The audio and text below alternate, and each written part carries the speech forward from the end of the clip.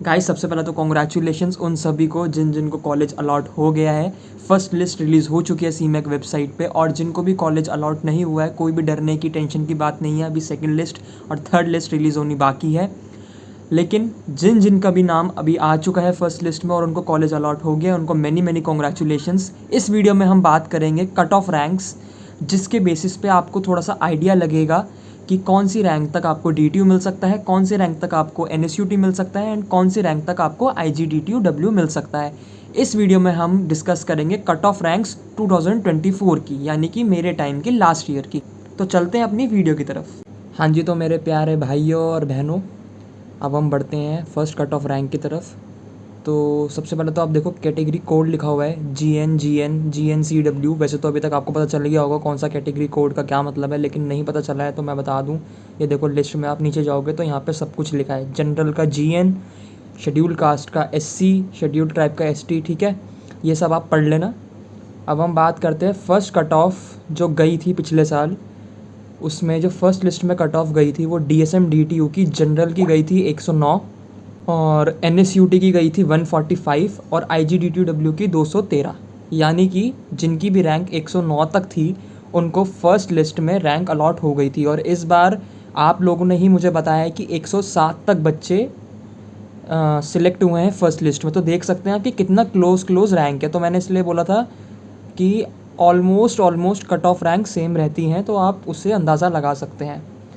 और अगर आप देखेंगे GNCW, यानी कि जो डिफेंस पर्सोनल है जनरल कैटेगरी का, उसकी रैंक गई थी 249 DSM के लिए फर्स्ट लिस्ट में, NSUT के लिए 231 और IGDTU के लिए 748। अब हम चलते हैं EW, जो कि EWS होता है, उसकी फर्स्ट लिस्ट में कट ऑफ गई थी 515, NSUT की गई थी 745 और IGDTU की 795। ये जो भी मैं बता रहा हूँ ना, ये जो भी रैंक है, इसका आप स्क्रीनशॉट ले लेना और स्क्रीनशॉट लेके आप ध्यान से पढ़ लेना। और OBC की गई थी DSM में 549, NSUT में 609 एंड IGDTW में 838। ये आप पूरा पढ़ लेना ताकि आपको एक अंदाज़ा लग जाएगा। मैंने आपको मेन बता दिया कि फ़र्स्ट लिस्ट में क्या कट ऑफ गई थी। SC की गई थी 553 DTU के लिए, 632 NSUT के लिए, 658 IGDTW के लिए, ठीक है। और ST की गई थी 874 DTU के लिए पहले ही लिस्ट में। अब आप पढ़ सकते हैं कश्मीरी माइग्रेंट की जैसे 160 लिखी है DTU की एंड IGDTU की 298। बाकी जहाँ पे डैश है वहाँ पे इन्होंने स्पेसिफाई या रिवील नहीं करा है कि उनकी कट ऑफ रैंक्स क्या गई थी। हो सकता है कि शायद उस कैटेगरी में कोई स्टूडेंट या कोई कैंडिडेट उस कैटेगरी का हो ही ना, इसलिए उन्होंने रिवील नहीं करी। सेकंड कट ऑफ की तरफ बढ़ने से पहले मैं आपको एक चीज़ समझा देता हूँ कि देखो 3 राउंड्स होते हैं, first round, second round, third round, जो कि 100% होते ही होते हैं। उसके बाद होता है स्पॉट राउंड, जो ये लोग कहते हैं कि अगर सीट बचती है तो स्पॉट राउंड होगा। जनरली स्पॉट राउंड 99% होता ही है, लेकिन ये कट ऑफ लिस्ट निकालते हैं सिर्फ 3 राउंड्स की, क्योंकि स्पॉट राउंड का मैं आपको समझा दूँ। स्पॉट राउंड में क्या होता है, जैसे कि स्पॉट राउंड में जनरल की 5 सीटें बची हैं और वहाँ पे बच्चे भी आए हैं 5 फॉर एग्ज़ाम्पल। अब ये मायने नहीं रखता कि किसकी क्या रैंक है। उन 5 बच्चों में जिसकी सबसे कम रैंक होगी पहले उसको कॉलेज अलॉट होगा, उसके बाद जिसकी होगी फिर उसको, फिर उसको, फिर उसको। ऐसे कॉलेजेस अलॉट होते हैं स्पॉट राउंड में। मान लो 5 सीट है और 7 बच्चे आते हैं जनरल के स्पॉट राउंड में, तो जो भी 5 बच्चों की सबसे कम रैंक होगी उनको वो सीट दे देंगे, और जो बाकी के 2 बच्चे रह गए हैं उनको सीट नहीं मिलेगी। तो स्पॉट राउंड का ऐसा सीन होता है। तो अब हम देखते हैं सेकेंड लिस्ट। तो देखिए सेकंड लिस्ट में, फर्स्ट लिस्ट में जनरल की क्या रैंक, कट ऑफ रैंक गई थी 109। अब सेकंड लिस्ट में जनरल की रैंक जो गई है कट ऑफ रैंक DTU के लिए वो गई है 155, NSUT के लिए 194, IGDTW के 262। यानी कि थोड़ी सी रैंक बढ़ी है, 30-40 रैंक आगे बढ़ी है DTU के लिए स्पेसिफिकली। बाकी आप NSUT एंड IGDTW के भी वो कर सकते हैं क्रॉस चेक फर्स्ट लिस्ट के अकॉर्डिंग सेकेंड लिस्ट में कितना चेंज आया है। जनरल की CW की गई है 563, DTU की 596 गई है, NSUT की 858 गई है, IGDTW की। अच्छा, जो यहाँ पे प्रायोरिटी 4, प्रायोरिटी 6 जो भी ये सब कुछ लिखा है प्रायोरिटी, वो आपको ब्रोशर में पढ़ना पड़ेगा कि कौन सी प्रायोरिटी का क्या है सीन, तो तब आपको वहाँ से आइडिया लग जाएगा।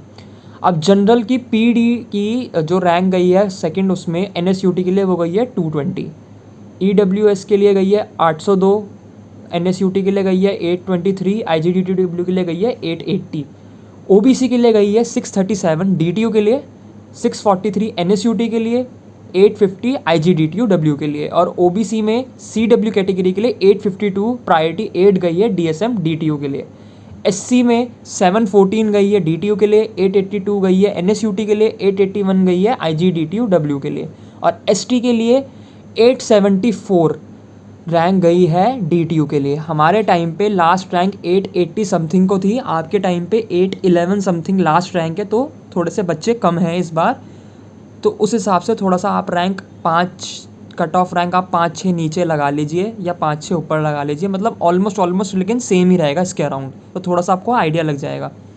और कश्मीरी माइग्रेंट की फर्स्ट राउंड में भी 160 थी और सेकंड राउंड में भी 160 ही है। अब लास्ट लिस्ट की तरफ बढ़ते हैं हम, थर्ड लिस्ट की तरफ। ये जो भी मैं लिस्ट दिखा रहा हूँ ना आपको स्क्रीन पे, इसका आप स्क्रीनशॉट ले लेना, क्योंकि अब आपको ये नहीं मिलेंगी। हर साल सीमैक की वेबसाइट अपडेट होती है, जैसे अभी सीमैक 2025 लिखा है, ऐसे अपडेट होकर सीमैक 2026 वो हो जाएगा, और बाकी सारे पुराने जो भी अभी नोटिसेस अपडेट हो रहे हैं वो सारे चले जाएंगे। तो मैंने इस वीडियो के लिए ही पहले से ही वो डाउनलोड करके रखे थे, इसलिए आप स्क्रीनशॉट लेके रख लेना ताकि आपको एक आइडिया लग जाए। अब चलो बढ़ते हैं थर्ड राउंड की तरफ। थर्ड राउंड में डीएसएम डीटीयू की गई है 167, तो जो भी जिस भी बच्चे की 167 रैंक थी उसको थर्ड राउंड में डीएसएम डीटीयू मिल गया है।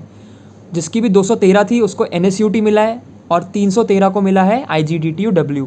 ओबीसी को 637 और एनएसयूटी में 682, आईजीडीटीयू में 876, ठीक है। और एससी के लिए 764 डीटीयू को, और बाकी देखो आप इसमें कुछ भी मेंशन नहीं है, डैश डैश डैश है।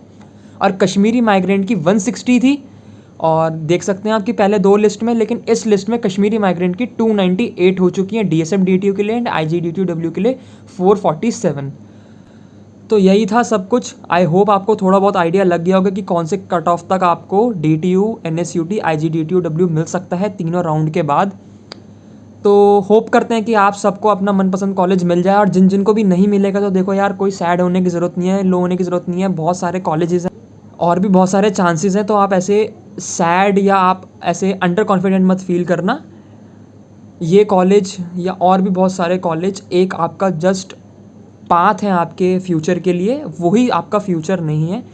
तो just believe in your self, और ऑल द बेस्ट सभी स्टूडेंट्स को।